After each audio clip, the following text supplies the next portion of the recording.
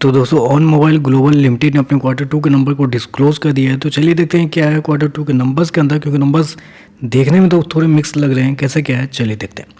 तो data basically company को जो मिलियंस में दिया गया है, मैं आपको क्रोर्स में कन्वर्ट करके समझाता हूँ कैसे क्या हुआ है। तो देखिए पिछले क्वार्टर में कंपनी ने 137 करोड़ के आसपास का रेवेन्यू जनरेट किया था ऑपरेशन के थ्रू पिछले साल 130 करोड़, जबकि अभी देखें तो बढ़ के 133 करोड़ के आसपास आपको देखने को मिला। तो साल दर साल देखें तो अप्रोक्सीमेटली बोल सकते हैं 2 से 2.5% के आसपास की तेजी है कंपनी के रेवेन्यू के अंदर।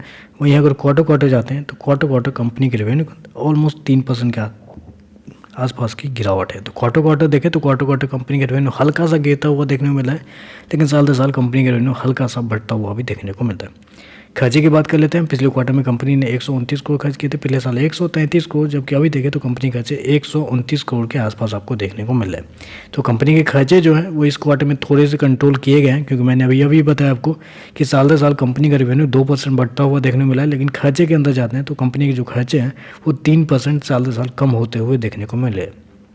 चलिए कंपनी के नेट प्रॉफिट क्या निकल गया था वो देखते हैं। पिछले क्वार्टर की बात करें तो पिछले क्वार्टर में कंपनी 9.8 करोड़ के प्रॉफिट में थी। पिछले साल मात्र कह सकते हैं कि 62 लाख के आसपास का प्रॉफिट था, जबकि अभी देखें तो 8.5 करोड़ के आसपास कंपनी का प्रॉफिट देखने को मिल रहा है।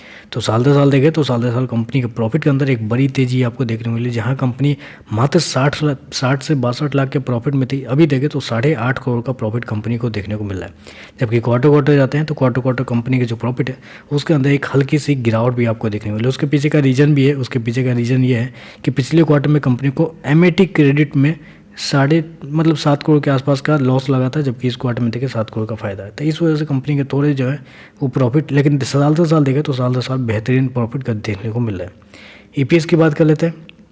पिछले क्वार्टर में 93 पैसे का ईपीएस था, पिछले साल मात्र 6 पैसे का, अभी देखें तो 80 पैसे के आसपास है।